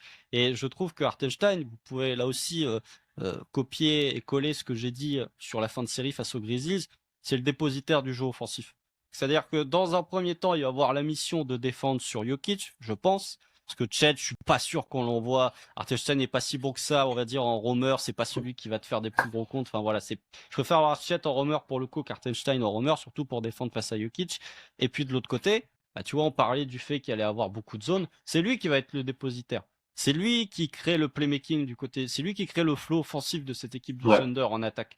C'est lui qui va potentiellement, si justement Jokic défend sur lui, c'est lui qui peut le sanctionner sur du post-up avec des flotteurs. C'est lui qui peut l'amener à sortir au large. Enfin voilà, moi je trouve que c'est lui qui peut être la menace au rebond offensif. Tu vois, on parlait du Mm. rebond offensif. Quelle stratégie t'adoptes au rebond offensif? Moi, j'ai envie de dire, la stratégie que j'adopte au rebond offensif, c'est la stratégie des Rockets avec Steven Adams, quoi. C'est tout le monde se replie, puis Hartenstein, tu restes tout seul et tu fais tes trucs, quoi. Donc, ouais, je pense vraiment qu'Isaiah Hartenstein, son temps de jeu avait drastiquement diminué lors de la série face aux Grizzlies par rapport à son temps de jeu de saison régulière. Il perd 4 minutes entre la moyenne de saison régulière et la moyenne face à Memphis. Là, pour le coup, je me demande à Il va en voir gagner qui. 8 là. Ouais, il peut en gagner 8, mais tu vois, à voir qui. Si jamais tu viens passer, à voir qui sera le gagnant d'une part du Rockets Warriors et puis dans un second temps du vainqueur de cette série face aux Wolves. Peut-être que tu vois, si tu joues les Wolves en finale de conf, tu peux peut-être beaucoup l'utiliser parce que tu auras beaucoup besoin de lui, mais c'est potentiellement la série où il va être le plus utilisé. Donc Isaiah Hartenstein, il y a de ça un an, j'ai critiqué en disant on lui a donné 30 patates. S'il y a bien une série où il peut me faire taire en disant les 30 patates, il en méritait chaque penny de ces 30 minutes, c'est cette série-là. Et c'est sur cette série-là, de toute façon, où tu auras le plus besoin de lui. Non, je peux être que d'accord avec toi, je l'ai pas mis en joueur clé, mais je l'aurais mis normalement, mais je savais qu'on allait en parler dans tous les cas, donc c'était pour changer un peu. C'est surtout sur l'aspect, bon, défensif, c'est évident, mais offensif, je suis tellement d'accord avec toi, et c'est ce qu'on a dit depuis, ce que j'essaie de mentionner depuis sa signature, et même depuis qu'on a déjà vu comment on allait l'utiliser, j'ai envie de dire en prépa, quoi. C'est, et on a pas mal parlé contre Memphis. Quand on lui donne la balle, quand ça joue autour de lui, et ben, c'est plus plaisant à regarder, déjà, première chose, que quand on fait que Guiso. Et c'est surtout plus efficient, j'ai l'impression. Parce que même pour Shea, pour J-Dub, ça apporte beaucoup de choses d'avoir plein de joueurs qui bougent autour, un Hartenstein qui pose des écrans, qui leur donne la balle en mouvement. Pour Chet, j'en parle pas aussi, ou potentiellement ça peut l'aider, hein. On a pas mal parlé de Chet tout seul en pivot. Mais en fait, on peut le mettre en valeur offensivement, des fois plus facilement quand il y a Hartenstein qui peut le trouver ou qui est là à côté de lui. Et après, effectivement, là où peut-être moi je l'attends le plus, pour le coup, bon, au-delà de la défense, bien entendu, mais c'est sur le scoring, et tu l'as bien dit, hein. Si ça fait de la zone, si Jokic fait du drop, s'il vient tout le temps et des machins, il va en avoir 10 000 des flotteurs. Il va en avoir des push shots tous les matchs. C'est une série où, moi, ça me choque pas s'il finit à 15 points de moyenne. Parce qu'il aura eu plein de petits tirs, plein de trucs, sans abuser, hein, mais ça me choque pas, où t'es plusieurs matchs. Il a battu son record en carrière en playoff, je crois, contre Memphis, où justement, il a vu plein de tirs comme ça. C'est vrai, Ça c'est me vrai, choque. oui. Ça me choque pas s'il y a plusieurs matchs où il s'approche de cette marque-là, où il la bat potentiellement. Parce que s'il répond présent, s'il est adroit, je pense qu'effectivement il aura plein de tirs, plein de petits tirs, plein de d'occasions de sanctionner Jokic ou la défense des Nuggets, et effectivement il sera un facteur X énorme offensivement dans cet aspect-là, au-delà des passes, au-delà des écrans qu'il fait maintenant souvent, hein, j'ai envie de dire. Oui, et puis surtout, si tu vois, tu parlais du fait que, même au-delà du fait que Jokic fasse du drop, juste si tu fais un pick and roll Hartenstein Shea, bah, le simple fait d'impliquer Jamal Murray ou d'impliquer Nikola Jokic fait que, je pense, Jokic, il drop souvent assez profond dans la raquette, donc Ouais. limite, t'as toujours, comme tu as dit, t'as toujours un flotteur de disponible pour lui, hein. Après, Mm, son flotteur, il faut qu'il rentre ou pas, mais tu vois, contrairement à la série face à Memphis où on le voit quasiment pas du quatrième quart-temps, là, c'est peut-être la série où tu te dis, bah, t'as envie de le voir, quoi. T'as envie potentiellement de le voir fermer les séries. Enfin, c'est un joueur qui va être crucial et il me semble que non, c'est J-Dub qui doit se blesser sur le match hockey. Ouais, sur le match mm. hockey s'y À la perd, hanche. le dernier, ouais, c'est J-Dub qui se blesse à la fin de la première mi-temps. Chet est pas là, je crois, hein. Il me semble que Chet est pas là. Mais voilà. Hartenstein, dans tous les cas, va être assez prépondérant dans le jeu offensif et défensif du Thunder.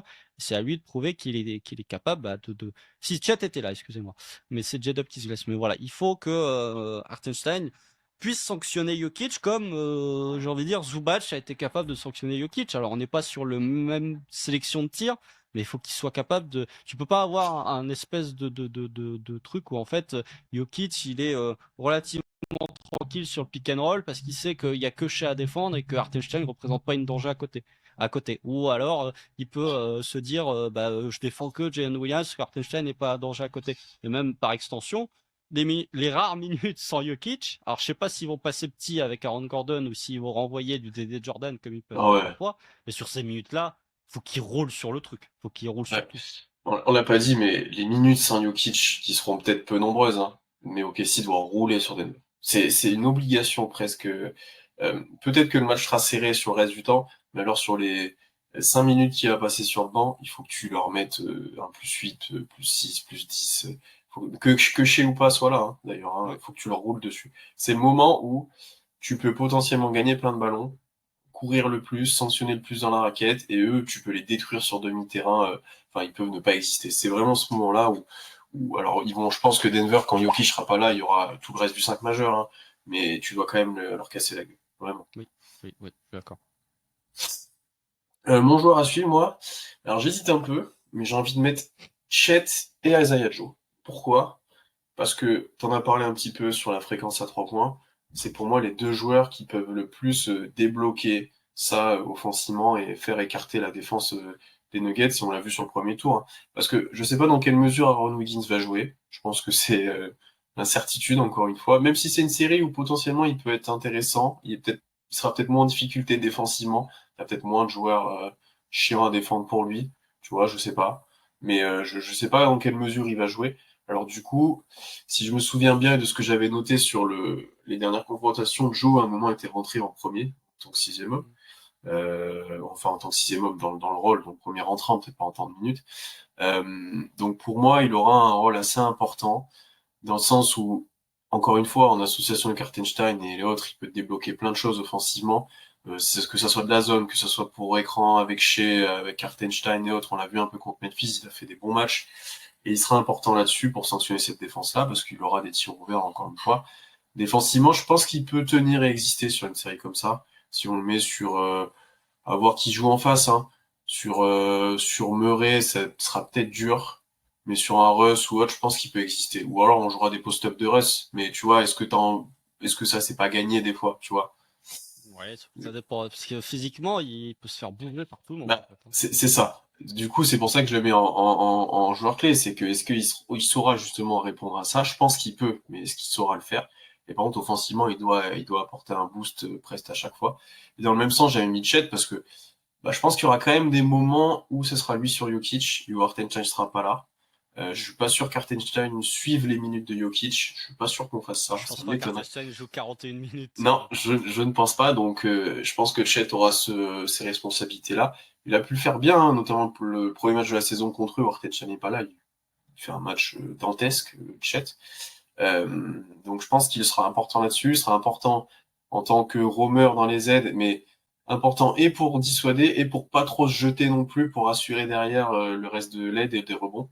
C'est bien ça aussi où il va être primordial. Et puis après, offensivement, mais ça j'ai déjà dit, hein, et quand on a refait les match-ups, ça a confirmé ce que je pensais potentiellement. Il aura peut-être pas le meilleur défenseur sur lui, c'est sûr. Il aura peut-être un avantage physique, peut-être un avantage sur autre chose, il aura des tirs ouverts, il aura du jeu en mouvement, il faut qu'il arrive, comme certains matchs contre Memphis, à sanctionner ça. Alors, je lui demande pas de faire comme la deuxième mi-temps du match 3, oui, c'est Ouais. ça. Ça me paraît dur, mais je lui demande d'être meilleur que la première mi-temps du match 3. Par contre, on va dire comme ça.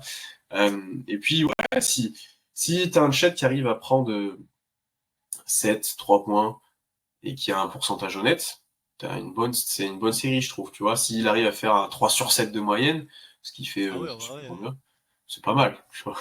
Ah ouais, c'est déjà pas mal. Mais moi, j'ai envie de te dire sur concernant Chet, faut qu'il soit aux alentours des dires bons de moyenne, comme sur les 3 premiers matchs face à Ouais, Memphis, et pas à 2 comme sur le match 4, quoi. aussi.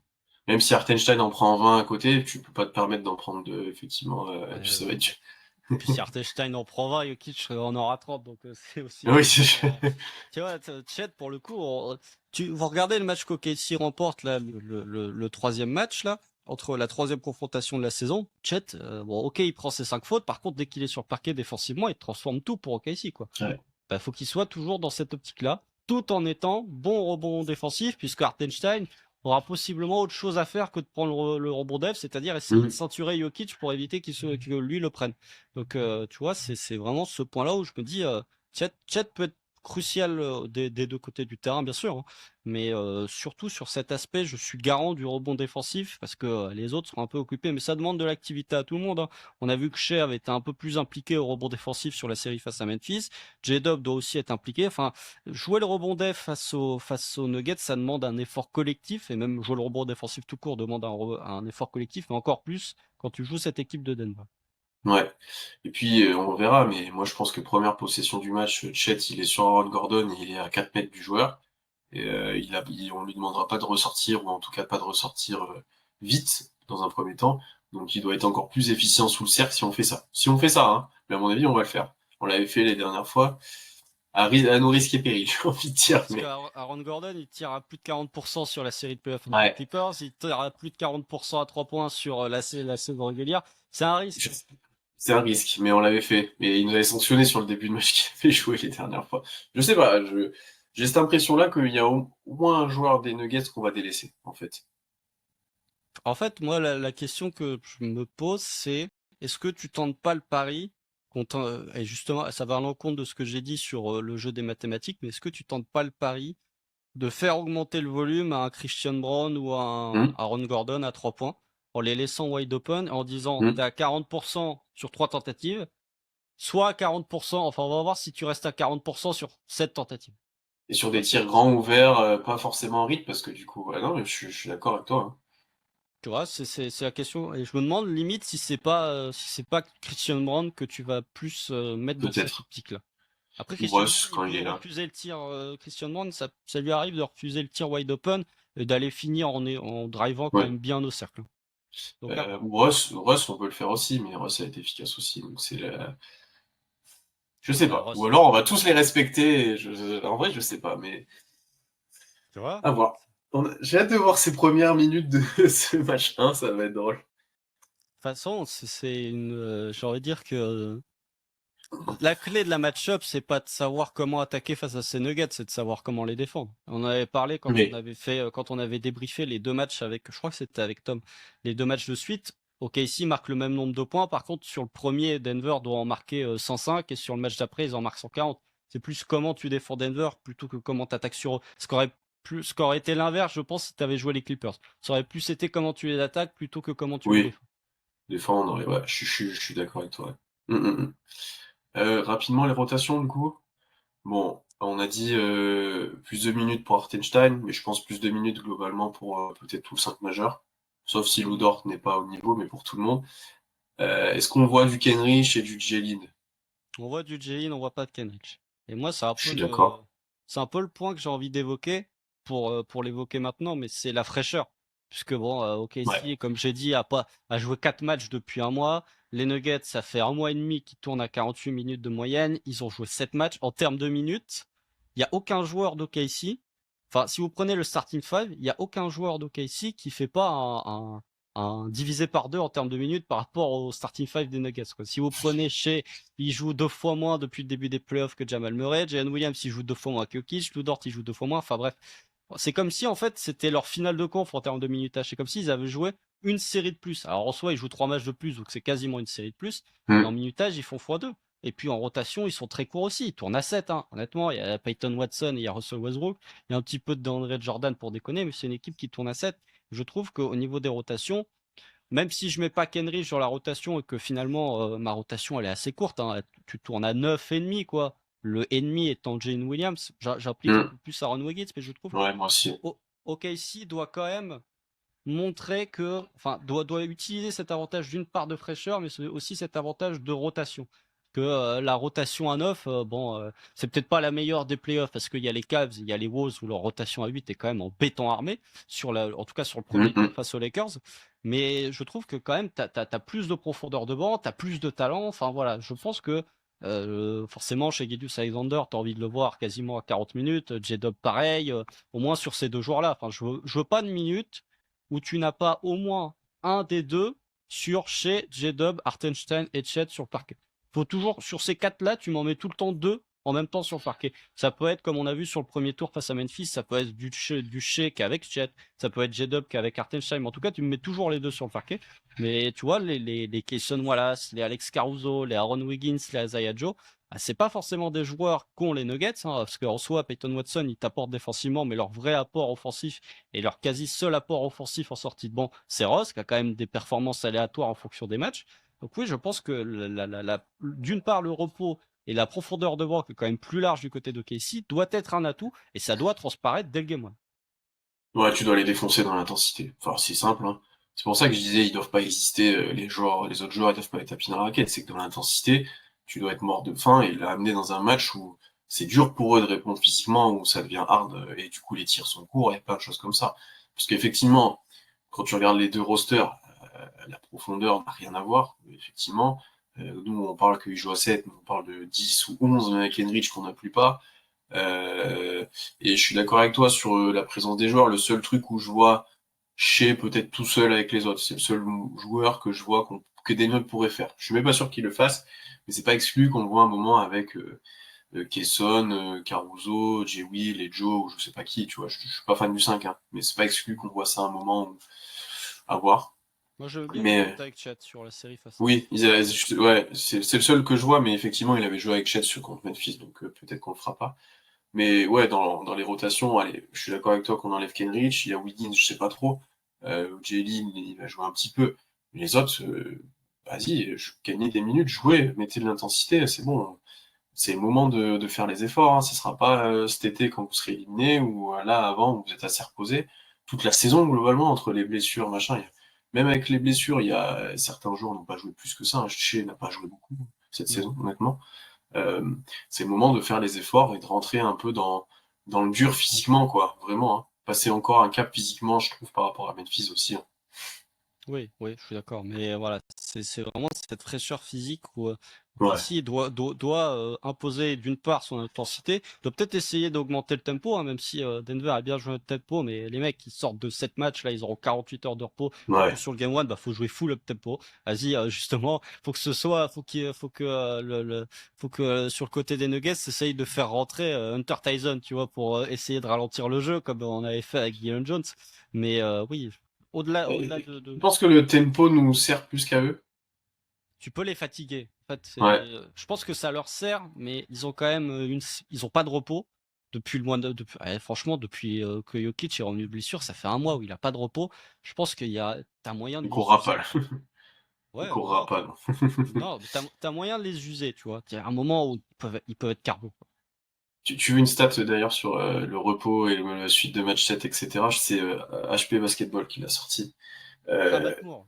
ouais. En fait, quand tu as une équipe qui sort d'un match 7 à l'extérieur et qui est pas favorite contre l'équipe qui vont jouer ensuite et qui a eu moins de 3 jours de repos et que l'équipe adverse a eu plus de 4 jours de repos, t'as un bilan de 4-19 depuis 2003. Bon, la stat, elle est précise quand même. Voilà, Ouais. il y a beaucoup de C'est les trucs. repos et tout. Mais dans la situation où on est, on va dire, pour être plus clair, t'as un bilan de 4-19 depuis 2003. Enfin, Ouais. c'est, quand même, enfin, tu vois, tu peux pas te dire qu'il y a pas un lien où là, Denver, ils ont dû rester à LA, ils vont prendre l'avion, je sais pas s'ils repassent par Denver, ils Non. arrivent à OKC, t'as eu, bon, OKC n'a pas beaucoup scouté non plus, enfin, ils ont dû scouter, mais bon, dans la préparation, est-ce que t'as préparé les deux équipes ou t'en as préparé qu'une, je sais pas. Mais tu vois, il y a plein de choses. T'as forcément un avantage. Oui, t'as un manque de rythme, c'est évident, mais tu peux pas te permettre de... Le match 1, on va pas leur mettre 55 points, mais tu dois quand même montrer que t'es prêt, quoi. Ouais, et puis tu dois montrer que. Alors après, ils étaient pas. Enfin, le Game 7, c'était à Denver, hein, donc ils ont. En soi, c'était pas Ah oui, sur. pardon, c'est vrai, je dis une bêtise. Ouais, je dis une bêtise, oui, c'est vrai que c'était à Donc, Denver. euh, Je sais donc, pas euh, pourquoi ils... dans ma tête c'était à Los Angeles, pardon. donc ils vont aller directement au KC, mais effectivement, si ça se retranscrit pas sur le Game 1, au moins que ça se retranscrive sur la longueur d'une série, la Oui. fraîcheur. Tu peux avoir de la rouille, mais j'ai envie de dire, faut que tu aies de la rouille sur le premier carton du Game 1. Au deuxième carton, faut que ce soit. Et puis, on va pas dire que les joueurs se sont pas entraînés pendant les 8 jours là où ils ont rien Non, fait. non, non. Non, non, ils sont. Après, c'est jamais pareil qu'un match. Ça, je suis bien. Mais bon, ils se sont entraînés. Je pense qu'entraîner avec la peur de se blesser, ils sont entraînés. Parce que là, je pense que si t'arrive un truc à l'entraînement, bon. Je sais pas, t'as peut-être mis le jeu, ta petite poignée de Jalen Williams dans du glaçon, l'épaule d'Isaiah Joe dans des glaçons aussi. Enfin voilà, t'as pu reposer tout le monde, alors que Denver, Michael Porter Jr. joue avec une épaule Oui. en vrac, Nikola Jokic joue avec un coude en vrac. Enfin, eux, ils ont pas le temps de se reposer. Non. On finit par les pronos? Mhm. Est-ce que tu veux que je commence, du coup, comme t'avais pas trop ton. Tu m'avais dit que t'avais pas trop ton score. Ah, vas-y, Euh, vas-y. Moi, enfin, entre le facteur rotation-repos, euh, le facteur que je crois, dans les différents points clés qu'on a dit, je crois en la capacité d'OKC de les réaliser. Euh, je crois aussi dans le fait que, dans une mesure correcte, mais pas non plus excessive, les role-players vont un minimum répondre présent et surtout Shea va répondre présent. Ça m'embête en fait, j'ai mis 4-2 pour OKC. Ça m'embête parce que ça va finir à Denver. Mais on va dire 4-2 dans le... En fait, c'est parce que 4-3, ça veut dire grosse série et tout, et je pense qu'OKC aura une marge, c'est un grand mot, mais une petite marche au-dessus. Donc j'ai mis 4-2, mais c'est peut-être plus tendance 4-1 que 4-3. Mais je vois pas un 4-1 non plus, ça me paraît... 4-1 à Jokic, bon, pourquoi pas, mais un 4-2 où OKC gagne les matchs assez facilement, dont t'en as un où t'arrives pas à défendre, ils sont tous en feu, etc. Et t'en as un où toi, t'es pas à droit, mais les autres, ça va. Ou alors t'en perds un dans le clutch, on va dire. Allez. Ah, parce que ça, le clutch, on en a pas parlé non plus, mais ils en prennent deux dans le clutch, les Nuggets. Bon, bon, il y a le 4 où ils sont pas loin de le perdre. Ouais, enfin, le clutch où c'est Aaron Gordon qui met le claquette, et ouais, enfin bon. Ah oui, où ils sont menés de 20, enfin, oui, ils Ouais, mènent de 21 dans le quatrième quart-temps. ouais, non, enfin, voilà. Mais on verra dans ces situations-là. Mais du coup, 4-2, ok. 4-2, tendance plutôt 4-1, mais je vois pas un 4-1 non plus. 4-2. Mais 4-2, ouais, en fait, j'aime bien le score de 4-2 parce que ça fait genre, c'est un peu serré mais pas trop, mais ça fait toujours finir chez le plus faible. Et ça m'embête. Après, tu regardes, ok, ici, voyage toujours plus ou moins très bien à Denver Oui, depuis le c'est vrai. début. C'est vrai. Mais, bah, je crois l'an dernier, t'avais dit les Mavs. Ouais, j'avais mis les Mavs en 7, je crois. Ouais, je crois que t'avais mis les Mavs en 7. Moi, C'est bien bien. j'avais mis OKC en 6, je crois. Mais, Ça et, mais m'embête. et on avait dit, si ça va, c'est soit OKC en 6, soit Mavs en 7, parce que Luka, ils vont nous matraquer sur le 7. Ah, on avait tout vu. On avait tout vu. Franchement, ça m'embête de dire, ça m'embête de redire la même chose que l'an dernier, mais je vais être obligé. Je vais redire OKC en 6. Je vais redire Bah, OKC en comme moi, 6. alors. Ouais. Mais plus tendance 4-3 que tendance 4-1. Ok. Plus 4-3 que 4-1. En fait, pour moi, tu as un scénario, entre guillemets, le scénario catastrophe, c'est OKC perd 4-2. En gros, tu perds le 2 à OKC, Hmm. tu reviens à 2-2. Match 5, c'est le moment où chez Gilgeous Alexander il reçoit son trophée de MVP. Tu as un statement game de Jokic et tu perds le 6. Ouais. Ça, c'est le scénario catastrophe.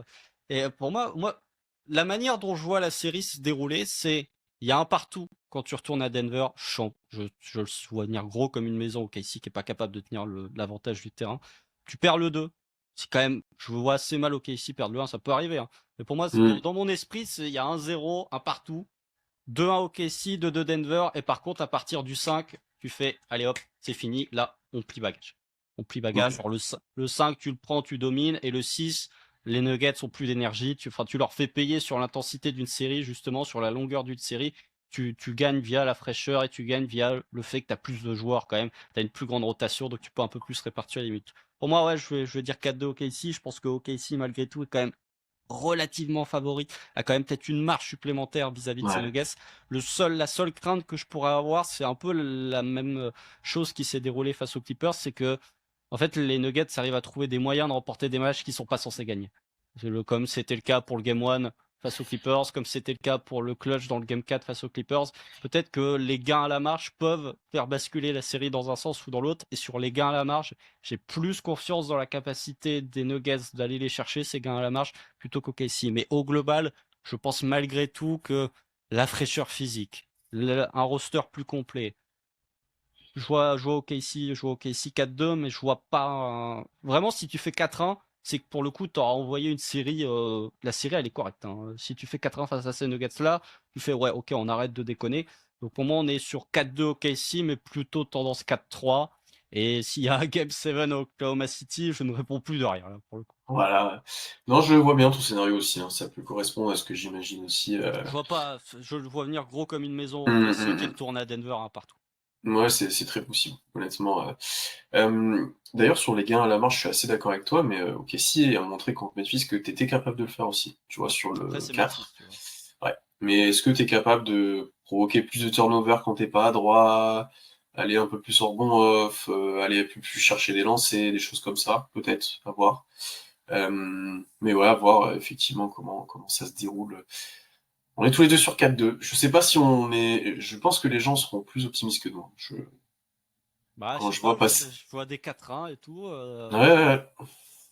Ouais, Charlie Lee va nous mettre 4-0. tu vois, je lis beaucoup d'avis qui disent ouais, les Wolves ont peur, etc., etc. Je trouve que en fait, la série Clippers-Nuggets, en termes de niveau de jeu, elle est plus élevée que la Lakers-Wolves, hein. Enfin, c'est pas parce qu'une équipe a gagné sa série 4-1 et que l'autre l'a gagné 4-3 qu'elle est forcément, l'équipe qui a gagné 4-1 est forcément meilleure que l'équipe qui a gagné 4-3, hein. Je trouve que Ouais. la Clippers-Nuggets, c'était vraiment, en termes de niveau de jeu, c'était quand même du très très bon niveau. Donc, pour moi, il faut pas sous-estimer ces Nuggets juste parce qu'ils ont gagné 4-3, quoi. Après, t'as eu des moments dans cette série aussi où c'est lunaire, hein. Enfin, Oui, tu vois, des trucs. Donc ouais, à voir. Alors, oui. Et ça se trouve, on dit ça de Memphis, hein, mais ça se trouve, on se rendra compte qu'ils étaient pas si nuls que ça. J'y crois moins, mais c'est possible. peut-être Peut-être. qu'OKC était fort, peut-être qu'OKC Ouais. était fort et qu'OKC a envoyé une très bonne série, mais en tout cas, on va dire que c'est la première série où tu peux asseoir ta domination, en fait. C'est Hmm. la première série. Bon, il y avait Dallas l'an dernier, mais Dallas, c'est un contexte particulier parce que c'était premier playoff. Mais là, c'est le moment où tu peux dire l'espèce d'ogre à l'ouest, c'est nous, parce que Memphis, ça comptait pas. Là, tu as Denver qui a été champion il y a 2 ans, qui a Jokic, etc. Tu peux dire, ça y est, on a pris un peu l'avantage sur cette équipe-là, et la valeur référence au moment où tu arrives en finale de conf, bah, c'est Hmm, nous. hmm, hmm. Ouais, je suis d'accord. C'est la première où qui. Enfin, dans un sens, les gens diront c'est normal, mais quand même, ça marquera un peu le coup de battre Denver en playoff, ouais, je pense. Oui, Plus que si ça aurait été les Clippers, même, d'ailleurs. Sur cet aspect-là. je pense aussi. Je pense aussi. Hmm. Même si je pense que tu aurais plus vu des gens pronostiquer Clippers que Nuggets. Si les Oui, Clippers étaient. mais j'aurais été un peu moins serein aussi, je pense, honnêtement. Je pense aussi. Bon, et ben, n'hésitez pas, vous aussi, dans les commentaires, à donner un peu votre analyse, vos pronos. On sait que on a de plus en plus, donc ça fait plaisir à lire à chaque fois. On essaie de répondre de temps en temps, etc. Bon, des fois, c'est très long, donc des fois, il faudrait répondre en podcast à certaines analyses, donc on le fait pas. Mais merci à tous ceux qui commentent, etc., et qui nous donnent de la force, ça fait plaisir. Et puis, ben, abonnez-vous partout. Profitez de ces dernières nuits avant le retour du Thunder en playoff. Il n'y en a plus qu'une Il y là. en a Donc, une, voilà. quand vous allez écouter ça, oui, il n'y en aura peut-être qu'une ou même pas. Donc profitez d'OKC en playoff. On espère que tout se passe bien.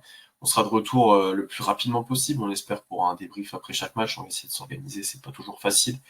Et puis voilà. Au pire, on fera des matchs 1 et 2 ou 3 et 4 si on n'a pas le temps. Enfin voilà, on fera toujours en sorte de proposer quelque chose. Et puis, ben, d'ici là, portez-vous bien. Salut à tous. Salut!